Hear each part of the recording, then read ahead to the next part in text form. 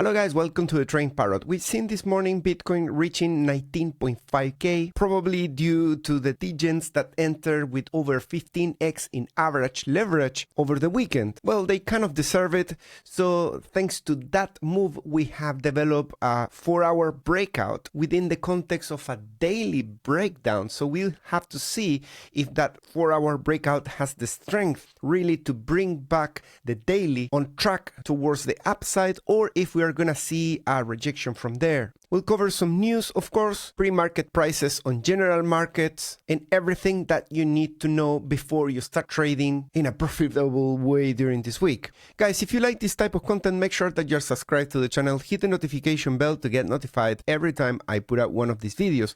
Thanks so much for all the views and likes in the video from Sunday. I hope you enjoyed that episode. It was a little bit different than usual. If you haven't watched it, still watch it. There is value there. You can have a look at the timestamps. Do not miss the parts with the analysis around the crypto bill, neither the part of the miners. Really important things that you need to know for this bear market. Yeah, there will be a bear market eventually. And guys, if you're looking for a platform to trade, you can look into Bluffing. My link is in the description, and this campaign ends in just 2 days. So if you want to take advantage of that and get deposit bonuses, trading volume bonuses for any size of account, you still have 2 days using the link in the description. This exchange is non-KYC. That means that in just 30 seconds, you can bypass or opt in for that if you want and get to trade with leverage, Bitcoin, altcoins from anywhere in the world. And I've seen a lot of people talking about Google Trends in my crypto timeline. They are claiming that we are seeing Bitcoin at all-time highs of interest. The same they're saying about the altcoins, but it's not the case for me. I don't know how they're configuring their Google Trends or if they're tricking their audiences, but I see Bitcoin just at 30, they see it at 100, and I'm using worldwide, past 5 years in all categories and web search. So we have the same settings. I do not see that, neither with the altcoins. Let me know if you found a way to do that, but my first take on that is that they're tricking their audiences. And Ethereum is reaching all-time highs in open interest. There is tons of speculators at the moment on Ethereum. We reach almost $28 billion in open interest, guys, and that has two different reads, two different takeaways. One is bullish, one is bearish. Of course, having a lot of open interest, funding rates in the positive means that the speculators are back and that they might here to stay for a little bit longer, pushing the price to new highs. Sure, but the other read of that is that the risk is skyrocketing at the moment for Ethereum. And I'm not talking necessarily to put new lows to go sub $1,000, but open interest means, as opposed to trading on spot, that the time window that they have for taking profits is usually a shorter time frame. So if they're well in the profits with leverage, they can trigger a cascade of profit taking due to too many traders chasing the price with stop limits or take profits, limit orders. So just watch out for that. I am personally taking some profits as we reach the 4,000 and beyond on my Ethereum. I am leaving some for an extended rally. Remember, I think Ethereum can get easily into 6K in this cycle, and even beyond that, but that doesn't mean I'm not gonna trade it in the way. If you're not experienced, you might as well be better not doing anything with the Ethereum. It's always your call what you're gonna do with your own holdings. 2 billion is actually what they have added in just a couple of days. That's an increase in open interest of 10%. Martin is saying that time to stay cautious. Open interest in altcoins is starting to diverge from Bitcoin open interest. It's all good while the music's still playing, but there is a risk hanging overhead. So watch out with that. And if you've been living under a rock, I remind you that the whale inflows to exchanges have also increased. If this trend continues, it could help ease the overall selling pressure, as wells can exert significant selling pressure, just as they did during the last two tops. And when I read the summary, I got more confused, so I have to go to the actual article and see that what the author is actually meaning is that we have now increased 17 billion in deposits. So we went from 28 billion straight into 45 in one go. The previous two tops, we reached 75 45 billion, and that was kind of the magic number that stopped the upside. So when we get now into 45 billion, we need to be careful. Really, that's beyond half of what it was needed to stop the move up on the price. Remember, my stance is still bullish, but that doesn't mean that I'm gonna completely ignore the signs that the further we go up, the higher is the risk, and that reward starts diminishing. And we have Axel saying something very interesting, so I'm gonna have to interpret what he means, really. We're looking at the Advanced Sentiment Index. He says that the market is dominated by bullish sentiment, but the bulls lack aggression. We can see that the chart shows sentiment. We here see at the top end high bull sentiment. The neutral is beyond this dotted line, and then we have the high bearish sentiment that we have at the low 100Ks. So I'm not really sure if what he means is that we should remain on high bullish sentiment really to be more aggressive. But if we focus on what are doing the different cohorts according to Glassnode this time, if you focus on the blue, that means that there is accumulation, and the ratio of 1 is the biggest accumulation. Of course, darkest blue means that the largest wealths in here are accumulating at the moment. They exit this period where they were actually distributing before the price went up, and now the price went up and they're accumulating. So I am a little bit confused whether there is an element in here that is broken, because indeed the largest wealths, the ones that hold in a single wallet more than 10,000 Bitcoin, tend to time their things a lot better than this. They don't wait to accumulate after they have had already a second wave up. We came from 74K, and there's something off with seeing this size of wealth accumulating at the tops of beyond 4% of the all-time high. So something tells me that potentially this that we are qualifying now as experienced big holders is just an aggregated wallet that potentially belongs to ETFs or multiple retail that are placing it into an exchange. Maybe the filtering that they're doing is not great. It's really surprising again to see in here at these highs that the over 10K wells were really accumulating. For what? To go to 98? That seems a little bit silly. I used to watch this particular indicator, and focusing on what these guys were doing at the top end was giving precisely the best entries, and now it doesn't seem to show that behavior. We can see that now all cohorts are acting as a single thing. Blue, and here distribution at the lows, accumulation at the highs, then distribution again at the lows, and then distribution, accumulation at the highs. So we might have to give this particular view of the market a little bit of a break. Gert is saying that the window for crypto to blow off is shrinking. Expect a vertical frenzy like the final phase of 2011, 2013 or 2017, not 2021. Interesting. Then comes the recession and the first true correction in Bitcoin's history. He's expecting to get into this top band from what I can interpret from the chart, which is, as you can see, located around 350K. Interesting. That is a 3x from now. Somehow in this particular logarithmic, I believe, chart, he managed to connect 2011 with 2013, 2017, 2021 didn't touch that area because it didn't have a blow off top, but now he's expecting to actually have a blow off top following the early cycles. I personally disagree with this view, but you know, I'm just a human being. I can be completely wrong on that. I expect diminishing returns on Bitcoin, and you can see on multiple views that the diminishing returns are all over the place in all the indicators, but feel free to tell me I told you so if we get into 350K by the end of the year. That's fine. The parabolic phase is starting now. Massive gains will come soon.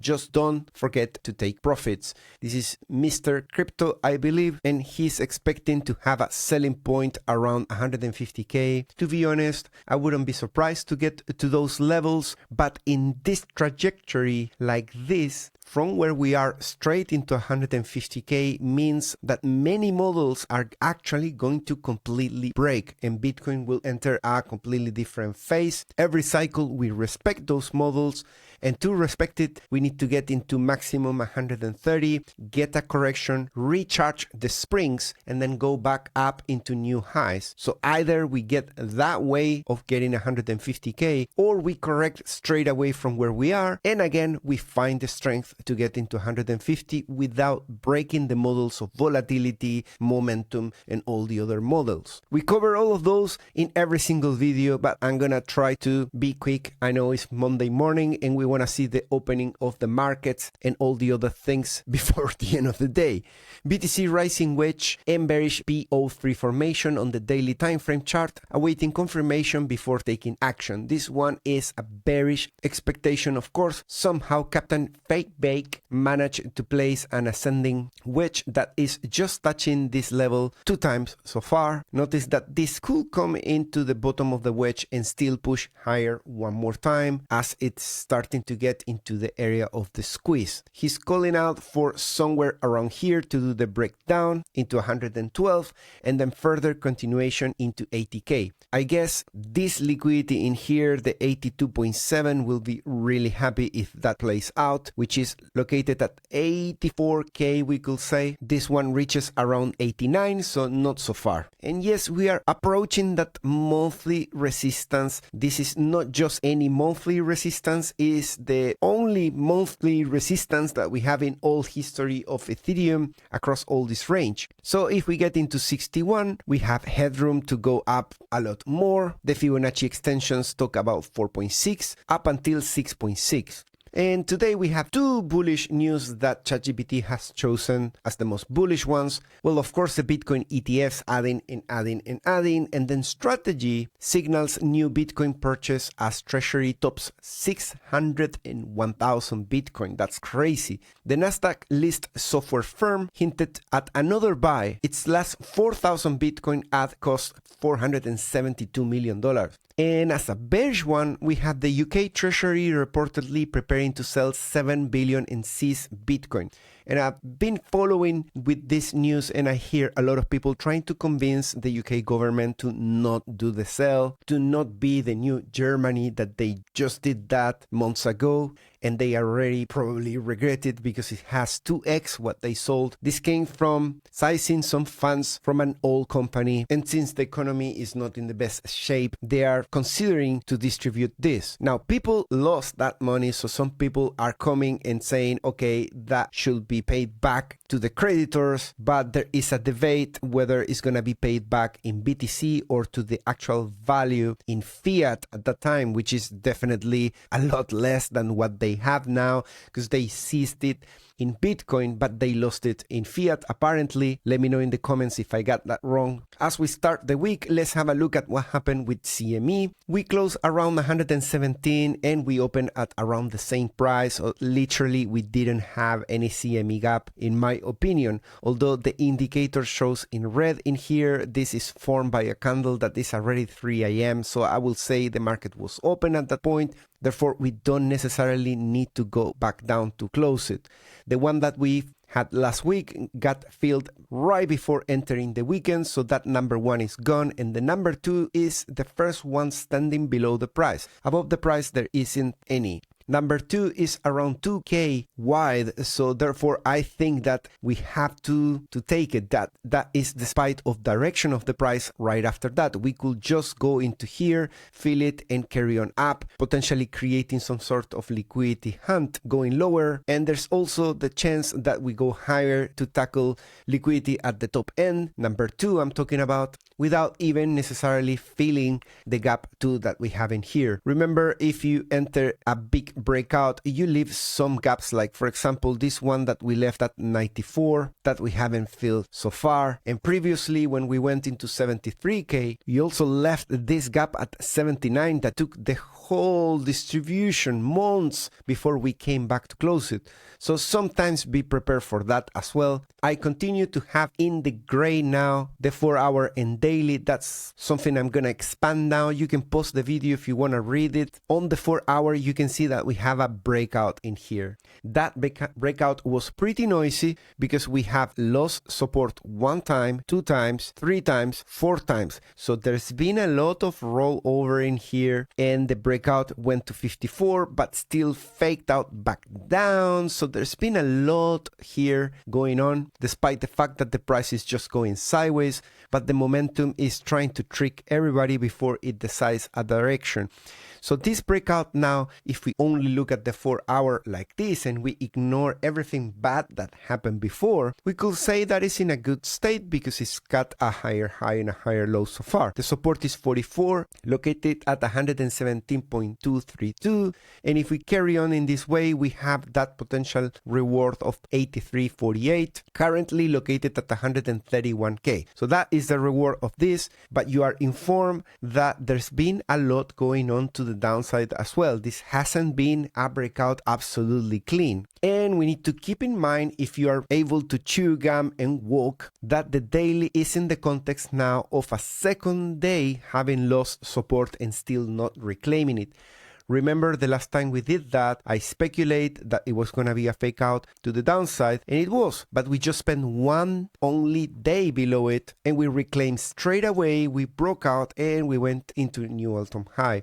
Now we are spending the third day below it. We're running out of time to reclaim that resistance. Now is located at 69.24 and on the price at 120.70. It's a moving target. We must reclaim that and prevent a rejection from here with further downside into RSI 42. I think that is the risk that this breakout is having. The 4-hour is not a clean breakout and it needs to face now these 2 bearish order blocks, right? We have one high in here at 123, a second high at 120.500, and it needs to break across those 2 levels really to put a new all-time high. Now there are some other data points that I want to show you that are bullish, but this is the momentum, and the momentum says this is a little bit bad quality. The CPR got broken for the first time. We put a close below 117.7, and right after that we reclaimed. So this is starting to show that that line as a support is starting to break little by little. That is not an ultimatum for the price necessarily to completely crash, but it's starting to take a little bit of punishment. I think the best chance now for the shorts is a rejection of 69 or slightly below it, and starting to put the new low that gives us the reassurance that we could be heading into that 42. At 42, which is a price of 109,800 give or take, we have a bunch of things that are strong support. We have a bullish order block on the daily. We have the anchor VWAP to the previous all-time high in the previous range finds with the price again at 109. If we look at the volume profile in this way, we can see that precisely if we go at 109, we are retesting the breakout out of this range. It will be a little bit of a disappointing retest because we went all the way to 123, and having to come back 13K down for a retest is a little bit underwhelming, I will say. It clears too much of the profits of the performance that has already been done, and it makes it look like a failure of the breakout. That's just my opinion. If we manage to reclaim that 69 and break out to the upside, you can watch out for that by placing this line like this, which we already have a little bit of bullish momentum in here, as you can see against that white line.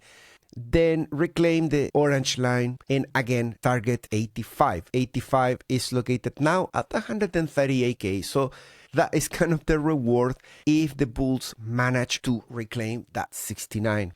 Now that 42 is not necessarily the last support. We have a last support located at 25.47, which is in line with the point of control here in the volume profile. That is 96,600. So if you are still here, that means that you are graduating from the Waka Waka school. Congratulations to you.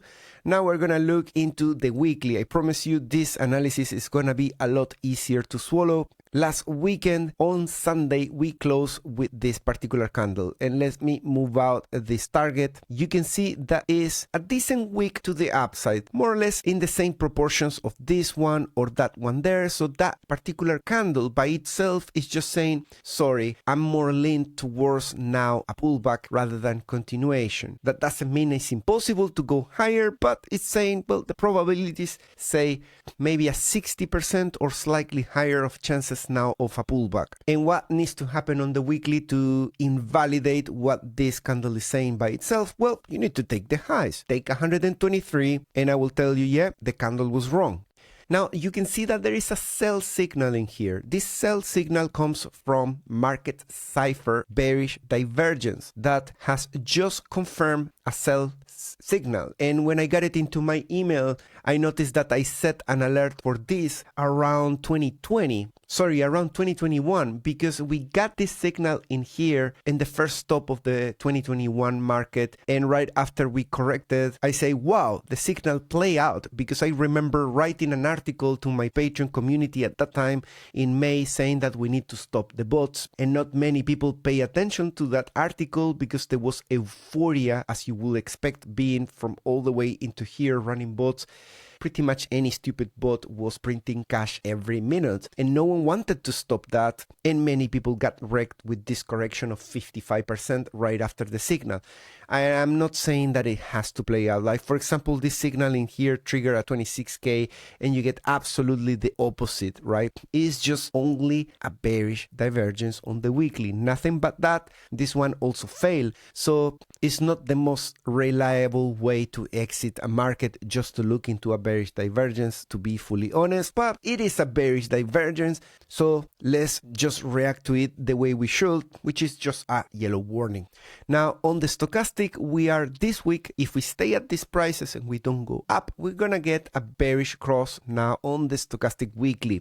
We are approaching as well the resistance of 71.85 on the weekly RSI. That on the price is 124.200. Notice that we have already almost pinched that resistance with the candle that ended up closing in the red. So there has been already an initial rejection from the white line, but now we have moved this down, the price has come down, and that has pushed up that resistance into 124. Support, in case we get a rejection, that is at 52.84. So on the weekly, our support is 103.800. If we hold that, if we ever go this low in the next month or so, that will be bullish because it will recharge the price for another attempt to break the white line. I don't think going below 104 breaks any structure, by the way. And I'm gonna stop in here with Ethereum again. I'm gonna talk about the profits that are being taken at a very fast pace on Ethereum. And if you look carefully, you can see in the line my picture is appearing somewhere in here because I am using this to take partially profits.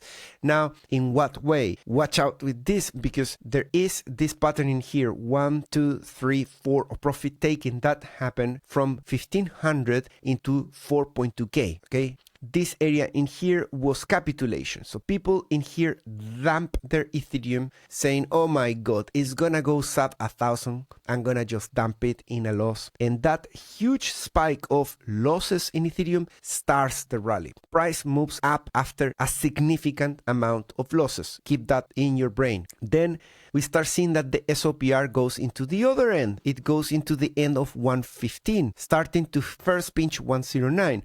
At those levels, people are taking profits in the green, right? And that slows down the upside and it produces the first low that we have in there. At that point, again, people take profits in a loss because they bought this local top and they sell it right there. As soon as they sell, we continue with the final wave into the top. At that point, we reach 120. So keep in mind this pattern in here, up, down, up. And I'm speculating that we could have something like this. And by doing so, we could reach that initial 1618 at 4.6k on Ethereum. At that point, the SOPR could reach these highs again of huge amount of profit taken. So that means that I am from here, if we carry on going higher, in a period of distribution of Ethereum, just like they are. And we closed the weekend settling both the warning sell and the golden sell signal right here with this candle in red. Now there is just one new candle showing an additional upside in this indicator. At some point in between this and the sell signal, there will be a correction. If we look at the liquidation levels, we know that we have these two levels that are small allocations, but definitely we know that the one in the lower end is bigger. This morning, out of this symmetrical triangle, we had a breakout and a fake out back below in here. We're just in the middle of the range, you could say, so there is not alarms so far, and this is just the 50-minute chart. But now I'm wondering if this is gonna do the similar thing below that, or if it's actually gonna break down in this direction. If we use the 4-hour time frame,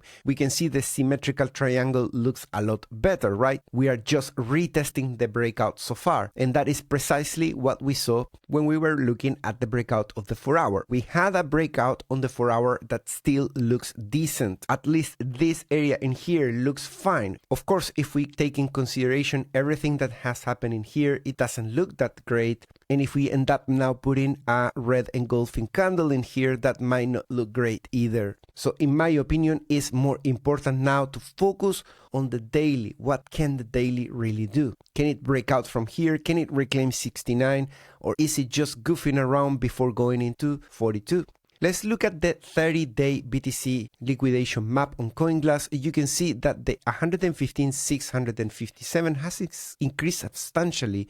Actually, the cumulative to get there is $3 billion of longs liquidated. Into 106, that increases to almost 16 billion. You can also see that the purple whales started Monday very aggressively to the upside, buying this particular rally. Everybody else was selling and they decided to start trading up, and that's when they rug pull the ceiling. You can see that there is a decrease in the volume in there right when we hit. That is the same that we are observing if we go into Market Monkey Terminal. From around 7 a.m. this morning in UK time, they reduced this. Initially it was 700, right before 7 a.m. it was 600, and they decreased it to half, just 300. Sometimes people tend to do that when they know that the price is gonna go in this direction, but usually they do it when the price is getting closer to that. At this point, the price is coming back down and they reduce it. Notice as well that today we have 2.3k of support at 115. That is also visible in here. Is a lot clearer what has been happening with the ladder. They move it down to 1k, then 2k, then 2.09, and then 181, and around now is 2.3. That is the buying wall that I've been talking about for a while. You can also see it in Bookmap, that is right there located, and the rug pull of the top is a lot more clear in Bookmap. It stayed for a couple of days and it's been completely removed according to Bookmap. Let's look at the bid versus ask. This is very interesting, and I had them sort in a way that we can see 0 to 1%, 1 to 5, 5 to 10, 10 to 20, and 20 to the full book ratio. This is giving me an idea of where is the placing of the limit orders above and below the price. Since we see a decline in here close to the price, that can mean that they are removing the immediate support, which is something that obviously happened because the price came back down at least 1% down, right? So that filled those orders, and now we have less orders if we move 1% down, holding the price of 117. The 1 to 5 has increased. They are showing some interest into rescuing the price between 1 to 5%, and the same 5 to 10 and 10 to 20. We could say that we are in an area where we have some decent support relative to what we have had previously, at least 0 to 5. But it's been a lot more when we went down into 118. You can see that they step in at 1% very heavily, and the same at 2%. At the moment, the 1 percentile and 2 percentiles are at very lows relative to the support that they were holding, let's say on the 18th of July. The area that is holding the best the price at the moment is that 10%, definitely followed by the 5%. So there is support, but it's a little bit spread away from the price according to these charts. The delta is extremely flat at the moment, so there is no alpha there. And just like on Sunday, we continue to just go and form a point of control around 118, and we continue to be in a squeeze, in my opinion. We could just say that there is a 4-hour chance here of a breakout and to take the 121, but I will definitely give priority to the daily close to confirm that. Remember that we are not waiting for a breakout to take action. Once you get the breakout, they can completely fake you out in the opposite direction. In my opinion, it's better to look, if you have a bias, if it's bullish, to buy the support and look for an area to define your stop loss on the low end. If you're wrong, you take a loss, and the same on the top end. There is less risk to reward if you trade and enter your trade in the middle area of the point of control, and there is less risk to reward if you go long with a breakout from the top end, because at that point they can just wick you back inside the channel. Let's look at the general markets as we open. We have 2 weeks of upside on the DXY, and now we are forming a resistance at 38. So I'm still wondering if the dollar is gonna come back and retest once more the bottom of the falling wedge before a breakout to the upside. I have a bias towards a breakout to the upside because there is a long-term support in here.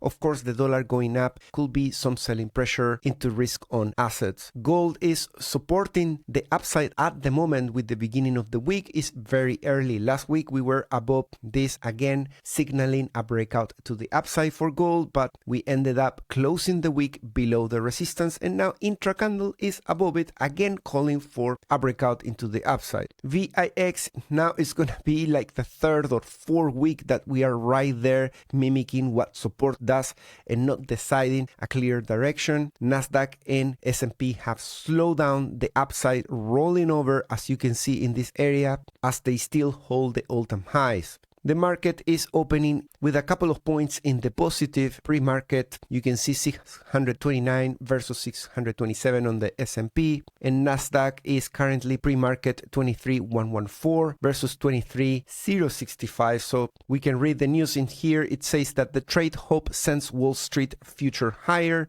earnings kick into high gear. So yeah, there's plenty of companies coming in with their earnings reports, and people are speculating that there will be some upside to be had on both indexes. Going into the altcoins, we got a new reading on the altcoin season index. Index now is 53. It increased 2 points over the weekend. We can see plenty of green going on the day. People are all talking about the altcoin season being here. We get a potential breakout on others against BTC in here on the weekly time frame. We start the week in the area of the breakout. That is pretty exciting to see. And the M pattern on USD dominance against total predominance continues to go into the first target. Remember, first target is around 19.3. At the moment, we are at 21%. I have my alert there telling me to watch out as we get into there, because that is risk 1. Risk 2 is the full technical target to get into 16%. You can watch my previous videos to get the full picture of this before this video reaches 1 hour length. Ethereum dominance is getting very hot, guys, and I've been comparing the Ethereum dominance behavior in this area to see, what sort of retracements we usually get on the Ethereum dominance, like 2 points, and then you get a retracement of 4 points, and then you get another one. This one was 6 points, and the largest retracement is 8 points. So now we have moved around 5 points. If we got a move down of 2 points from 12 into 9% dominance, that will make a lot of sense. That will call for a retest of this breakout. Stable coins coming close to support at 6%. We are now at 6.9, so less than 1% further to hit the all-time high support of the stablecoin dominance. Getting into that area, guys, is, or we could say between where we are and that support is, or has been, the best time to sell and to take some profits. You can stop the video and look into these times, 22nd of or March 2021. Well, 55% decline, and in here in around mid-December 2024, sure, you should have sold everything there. Now we have that level there where we should have bought everything. Notice how the Bitcoin dominance has hit perfectly the percentile level of 40%. We were talking about this support that needs to break down, and we have achieved that. We have broken down below 62, actually closing the week at 60.86, right there at the percentile. Is crazy. Look how it pierces the percentile, the statistic level that says we should hold that level. Now we are breaking below that. We're sitting there at that 60% support that was previous resistance that dragged this down 10%. So that is a significant level now to potentially do a little bit of upside here and meet with that level maybe as a resistance. That still is in the bullish side because we could move like that and then continue. We don't want, of course, to do a move like that. That will be too painful. But something like this is bearable and it still calls for continuation to the downside in the direction of altcoin season. Let's do a wrap up. 4 hour time frame has been misbehaving definitely. And I told you 4 hour can do that a lot more than the daily. And when you start getting this misbehave 4 hour that doesn't really give any direction, which is typically when the price is going sideways, we have to step back, increase the quality, and we achieve that by looking into the daily time frame. And the daily time frame is saying that we are still in the context of a breakdown. Now, this level in here, this white line, the price is pretty much touching that level. If we go any further higher, we could get a breakout of this bull flag. But remember, if it doesn't go beyond 69.24, we are still just retesting the breakdown and further continuation with 42. If we break the 69, we have still, of course, a chance that with every day is diminishing of reclaiming 69 and still going 85 very fast. But of course, every single day that we carry on to the downside within the breakdown, we start settling the chances to do a larger pullback. And by larger, we are talking about 109, where we have a confluence of multiple indicators. It's not guaranteed. Of course, you need to manage your risk and all of that. Anything can fail and take a completely different direction, but that's just part of the day-to-day if you are a trader. Thanks so much for watching, and I'll see you in the next one. Bye-bye.